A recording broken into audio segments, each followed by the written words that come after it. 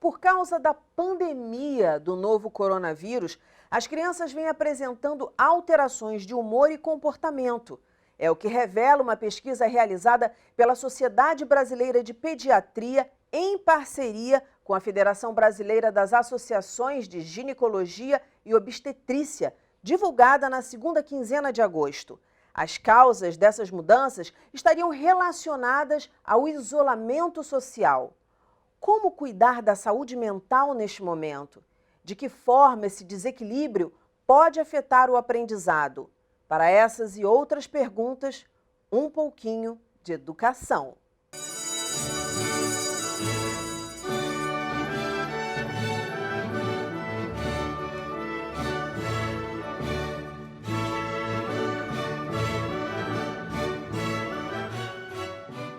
Minhas convidadas são a presidente da Associação Brasileira de Pediatria, Luciana Silva, a psicopedagoga institucional e clínica, Daniela Jansen, e a socióloga, integrante da Sociedade Psicanalítica Iracy Doyle, Ingrid Gerolimic. Muito bem-vindas ao programa. Queria começar com a Luciana, perguntando quais são os principais sintomas aí que estão assolando as crianças e os adolescentes nesse momento de pandemia. Cumprimento a todos vocês. Hoje quero dizer que nós todos estamos vivendo muitas mudanças nesse período de pandemia. Assim também acontece com as crianças e os adolescentes. Nessa pesquisa que nós fizemos recentemente com pediatras de todo o Brasil, algumas coisas chamaram bastante atenção. A primeira delas, que, infelizmente, o nível de vacinação diminuiu. E eu quero aqui chamar a atenção que, mesmo em tempos de pandemia, todas as crianças e adolescentes devem manter o seu calendário vacinal. Outra coisa que nos chamou a atenção é que aumentou o tempo de tela das crianças e adolescentes, aumentou a falta de atividade física, aumentou a obesidade e aumentaram também os transtornos de comportamento. Nós acreditamos que esses são fenômenos multifatoriais e essas alterações de comportamentos descritas entre crianças e adolescentes estão relacionadas com o confinamento, com as dificuldades que as crianças sentem porque estão em período de desenvolvimento e precisam das brincadeiras, da socialização com outras crianças, precisam da escola, da interatividade para o desenvolvimento cognitivo, emocional e social. Mas, claro, que há formas de reverter esse panorama, a família conversando com seu pediatra para orientar a questão das crianças e dos adolescentes participarem das atividades domésticas, para fazerem atividade física, para fazerem brincadeiras com a própria família, em casa ou em espaços públicos, enfim. Essas alterações comportamentais estão relacionadas com mais tristeza, tédio, irritabilidade, e nós não podemos nos esquecer que também nesse período aumentou a notificação da violência contra crianças e adolescentes. Nossa, isso, muita coisa aumentou, né? E que a gente ainda vai ver os resultados no final. Eu acho que a Daniela vai poder falar também um pouquinho disso.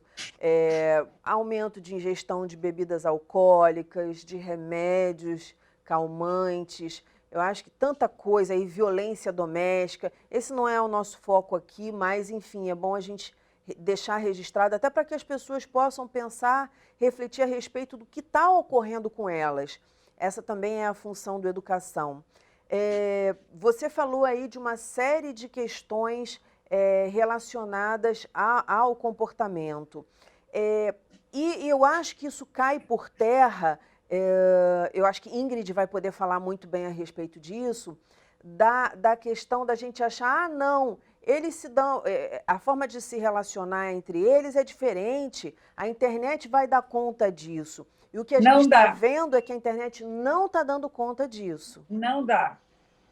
Muito bem. Ingrid, de que forma você acha, e também Daniela, de que forma vocês acham que a internet não dá conta disso? Porque era uma ilusão dos pais. Ah, não, ele está socializando lá no quarto, ele fica trancado no quarto com os amigos, jogando videogames por horas, ele está com amigos, ele mora, sei lá, no Recife e está conversando com amigos no Rio de Janeiro. Olha que legal, tem a troca, né, cultural também. E me parece que essa fórmula que as pessoas achavam que tinha esse lado positivo, que eu até acredito que ainda tenha, em demasiado, como em tudo na vida, não é o que a gente estava pensando.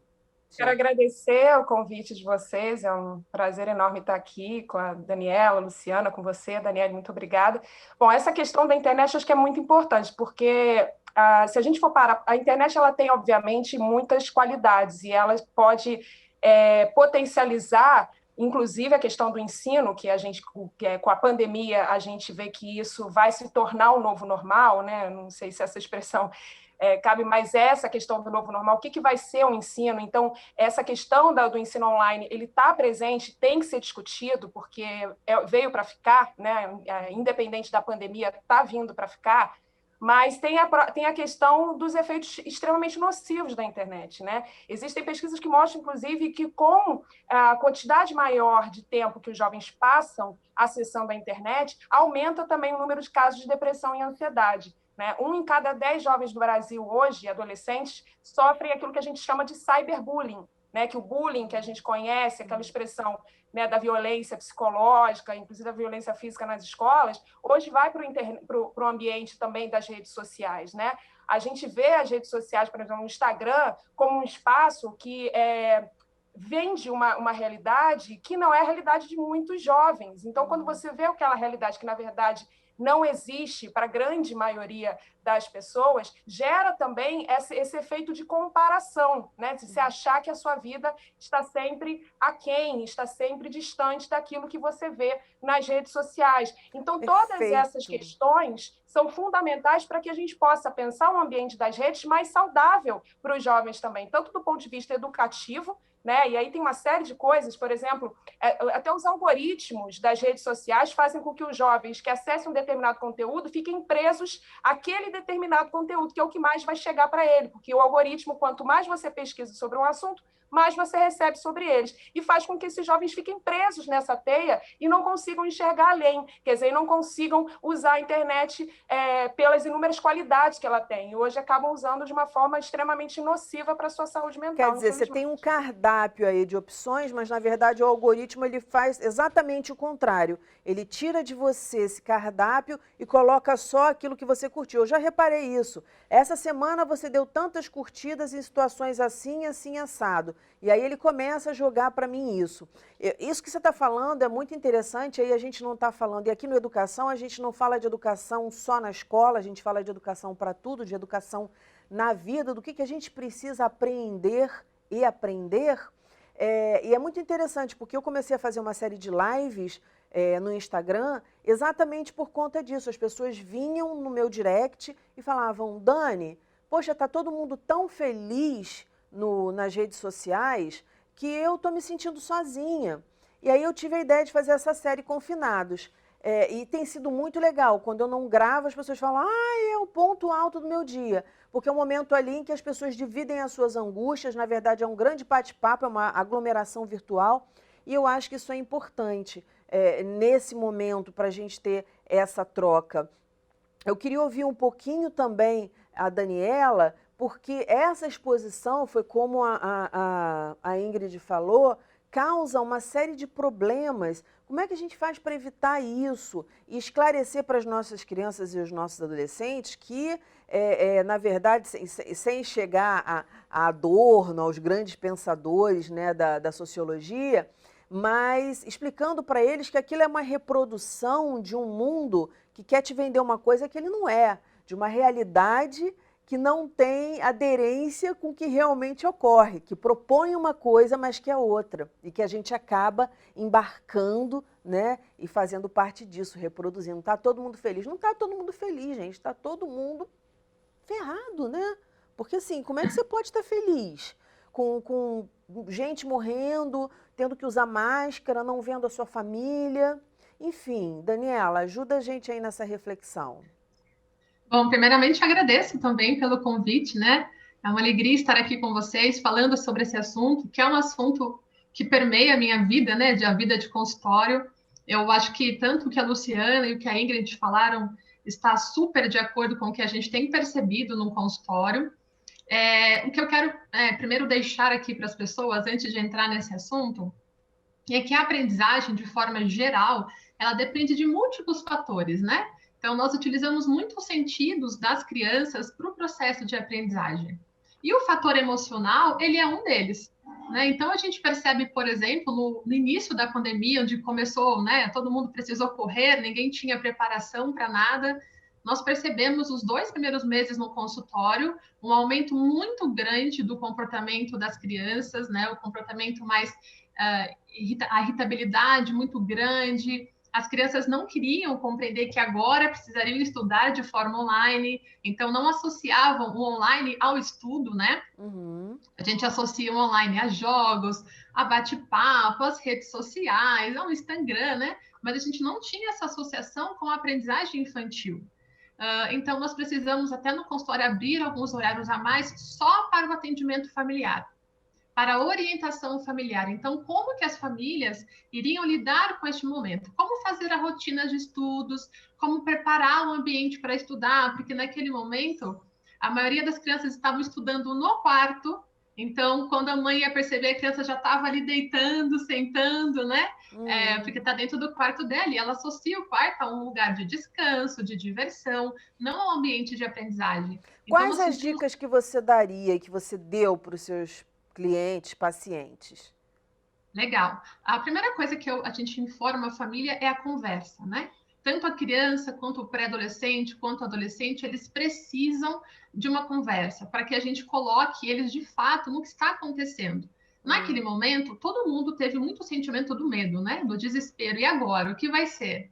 E nós percebemos que as crianças e os adolescentes também estavam com este medo inerente, né? E isso não favorece a aprendizagem. Então, a primeira orientação nossa em consultório foi: vamos conversar com as famílias para que elas informem de fato o que está acontecendo com as crianças, mas que também minimizem, diminuam esse acesso a informações, principalmente, né, em veículos, jornais, a televisão no geral, a internet, diminua, né? Porque a gente foi vendo ali... A exposição, você diz, né? Isso, porque a cada dia eram números de mortes, números de casos, e as coisas aumentando, né? E aí a primeira coisa foi: pais, orientem, né? O que de fato as crianças podem assistir, quais são as informações que elas estão recebendo, e aquilo que elas estão trazendo, converse. É importante que a gente tenha esse momento. Então, essa foi a primeira... Eu vejo assim, quanto mais eu ouço especialistas aqui na educação, eu vejo a importância da escuta no processo de educação e de construção de relacionamento familiar. Eu não sei se todas concordam aqui, mas é o que eu tenho ouvido sempre. Sempre o primeiro ponto que vocês tocam é a escuta. Sim, porque aquilo que eles trazem é o que está mais gritando ali emocionalmente, né? Então, é importante esse acolhimento. E a segunda orientação que nós demos, que foi extremamente importante, é: prepare o ambiente para o estudo. Então, não dá para você ficar estudando dentro do seu quarto, com a luz apagada, no conforto, né? Então, a gente foi ali com cada família, claro, dentro da sua realidade, estruturando um local para o estudo, preparar a mesa de estudo, deixar um copo de água para que a criança não precise ficar indo, né, tomar água, ir ao banheiro antes de iniciar as aulas online, ter um momento do dia para o estudo extra, né? Porque as escolas estavam dando ali no começo muitos exercícios para casa, para treinamento mesmo. Então, nós estipulamos rotinas de estudos, horários para estudar, para brincar, para descansar com a família. Então, com todos os pacientes, desde crianças do pré-escolares quanto com adolescentes, nós sentamos com todas as famílias e criamos uma rotina de estudos. E isso, para nós, foi o que, de fato, deu mais resultados neste momento. Disciplina é liberdade, já dizia Renato Russo. Pois não, Daniela, Luciana? uma coisa importante também é o exemplo dos pais, né? Que às vezes é mais importante do que as palavras. Então, os pais bem orientados e atentos a seus filhos e seus adolescentes têm a capacidade de desenvolver um pensamento crítico e elaborar a situação com criatividade junto de seus filhos. É muito importante essa reflexão conjunta.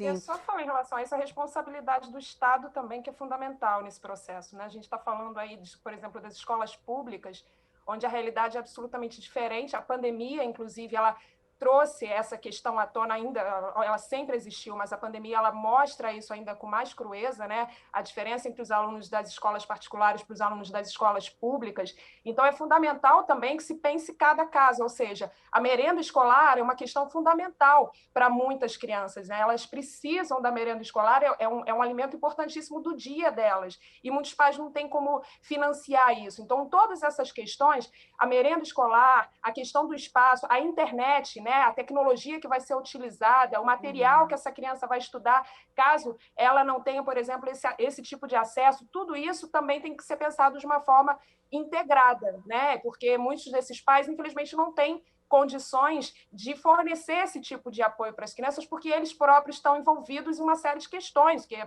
da própria sobrevivência, né? Da questão do trabalho e tudo mais.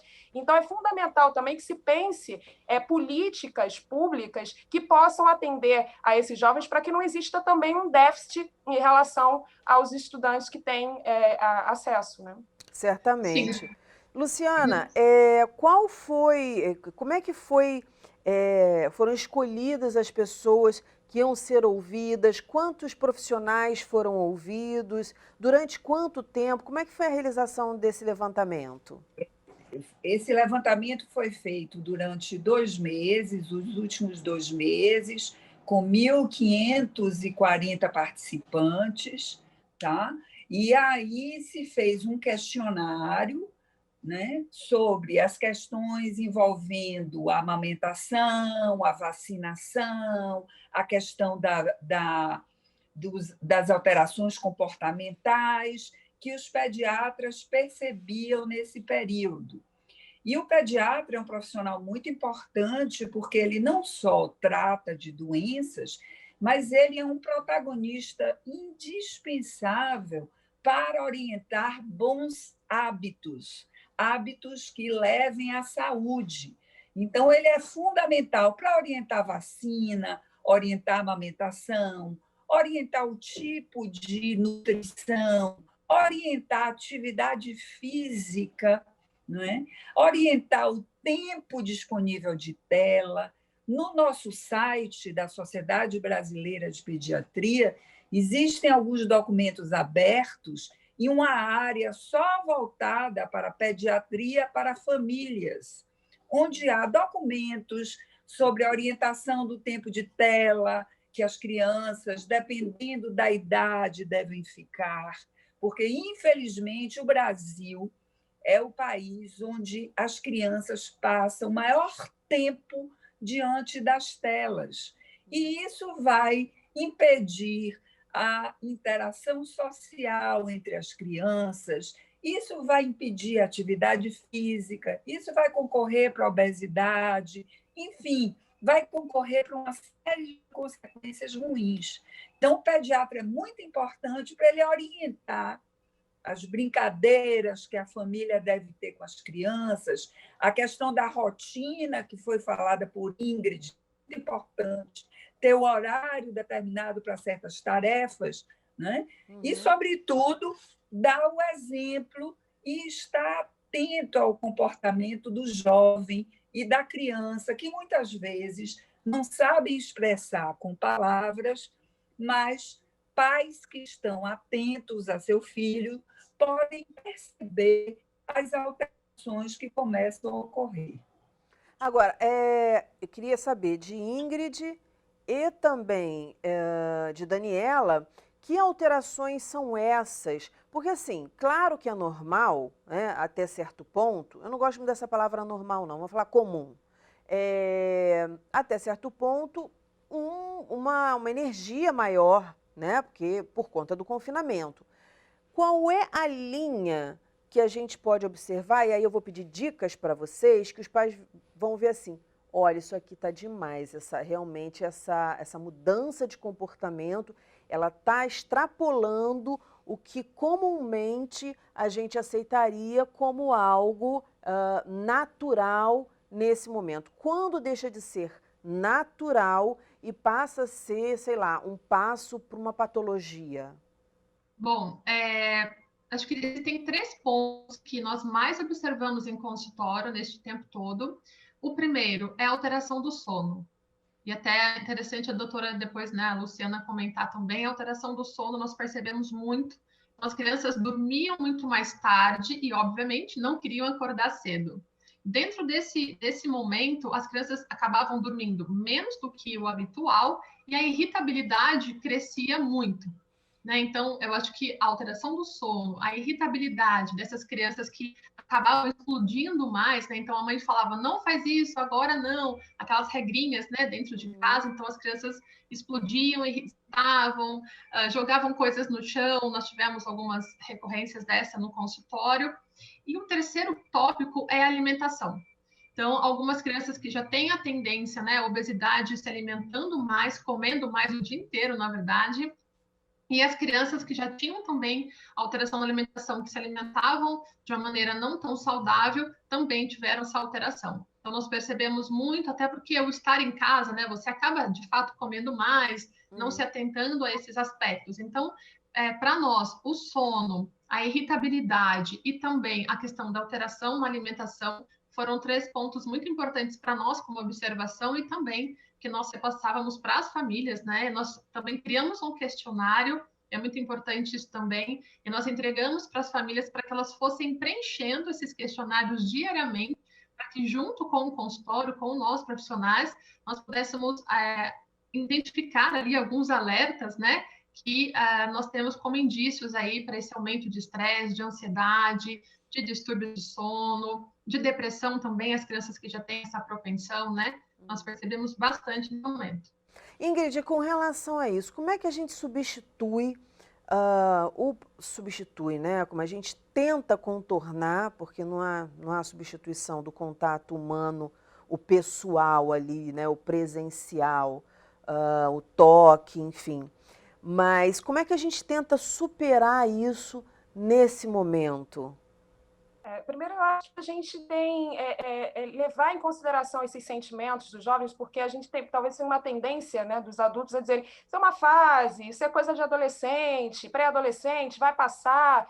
Eu acho que a primeira coisa é levar a sério, né? É olhar de fato para essas questões junto com esses adolescentes, ter essa conversa, é ter esse diálogo e mostrar esse acolhimento, isso é fundamental. Né? A gente vê que os dados do SUS, por exemplo, mostraram que de 2015 a 2018, em 3 anos apenas, aumentou em 115% o número de jovens que buscam auxílio para saúde mental, em casos de depressão e ansiedade. Então, a gente vê que, primeiro, também, a depressão, a ansiedade, eles hoje são problemas sociais. Né? Ele vai para além dessa questão, a gente já está extrapolando, e aqui eu falo como socióloga, mas é, de fato, problema social. A solidão, por exemplo, você estava falando essa questão da conexão, a solidão virou uma pandemia, ela é considerada uma pandemia, ela é considerada um problema de saúde pública. Né? A Inglaterra, por exemplo, criou um ministério da solidão para poder lidar com esse tema. Mas quando a gente fala da solidão, a gente pensa o quê? Né? Nos velhinhos que estão em casa, que estão perdendo seus parentes e tudo mais.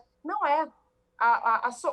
O grau de índice de pessoas que sofrem de solidão, que se dizem solitárias, é muito maior entre os jovens, entre os adolescentes, do que entre as pessoas mais velhas. Né? Isso mostra alguma coisa, isso é um sintoma social, isso mostra que a gente tem que mudar as nossas práticas sociais também, para que isso não cresça ainda mais, porque já é, de fato, um grande problema. Então, eu acho que a gente precisa olhar isso como... A Daniela está aqui como psicopedagoga, a gente pensar isso do ponto de vista da psicologia, mas também pensar do ponto de vista da pedagogia. A escola tem que incorporar isso, a escola tem que olhar para essas questões também, para que a gente possa conectar, porque a conexão, ela não está... Porque hoje a gente vive numa sociedade ultra conectada e a gente está falando de uma sociedade que se sente extremamente só. Então, tem desconectada. conversa, exato. Ela é tão conectada e, ao mesmo tempo, tão desconectada. Então, essa desconexão, ela não está só, ela não tem uma relação só com a conexão física, que é muito importante, né? O tato, a presença, tudo isso é muito importante. Mas é uma desconexão também do ponto de vista das relações. Quer dizer, as pessoas se sentem sós porque elas não se sentem acolhidas. Elas acham que estão sozinhas para lidar com seus problemas. Porque está Então, todo mundo feliz. É isso? Exato. Então, a gente precisa criar instrumentos, ferramentas. Você falou, por exemplo, do programa que você criou e como que isso gerou uma repercussão, como que as pessoas gostaram e te deram esse feedback. Esse tipo de ação é muito importante. A gente não pode olhar isso como um problema, como uma fase. A gente precisa, de fato, olhar como um problema social que precisa ser integrado para ser resolvido. Integrado precisa reunir várias competências para poder resolver. Então, os pais têm que estar envolvidos, a escola tem que estar envolvida e a sociedade como um todo tem que tratar isso como realmente um problema que é de saúde pública, um problema social. Não, e você falou assim, duas coisas. Primeiro, o que eu uso sempre aqui, que surgiu num programa Educação, se você não se envolver, não rola. Então, assim, tem que estar todo mundo envolvido. Pais, especialistas, professores. E outra coisa que você citou também é essa importância da interatividade em casa, desse fortalecimento de relações em casa que antes não eram possíveis. Eu queria perguntar para a Luciana, Luciana fala sempre da vacina. E aí eu vou fazer um contraponto aqui, imaginando, que eu sempre me coloco no lugar das pessoas, imaginando aquelas pessoas que pensam assim, Luciana, e eu vou te jogar essa bola para você poder rebater mesmo. Por que eu vou dar vacina no meu filho se ele não está saindo de casa? Ele não está entrando em contato com ninguém, logo ele não vai pegar nada. E eu vou levar ele para tomar vacina num hospital ou num posto de saúde onde tem um monte de gente com coronavírus? Não, ele em casa está mais protegido. E aí, com a palavra, a presidente da Sociedade Brasileira de Pediatria. Pois você deve levar seu filho para ser vacinado, porque ele pode ficar desprotegido de infecções que já estão quase que erradicadas. O fato de você ir a um posto de saúde, levar seu filho por alguns minutos para tomar uma vacina, num posto de saúde, onde se segue o protocolo da higiene, do distanciamento, do uso de máscara, não tem problema nenhum. Pior é você ter um número grande de crianças que deixam de estar protegidas para sarampo, para poliomielite, para catapora. Acho que isso é muito pior.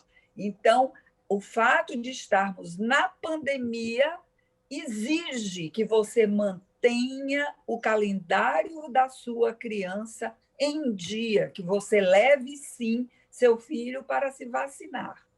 Porque é um problema de saúde pública. Imagina a gente enfrentar um corona, aí daqui a pouco a gente enfrenta um surto de sarampo, aí daqui a pouco a gente... Então, aí a gente vai virar assim, no caos elevado à 10ª potência. A gente tá Exatamente. A gente está com Exatamente.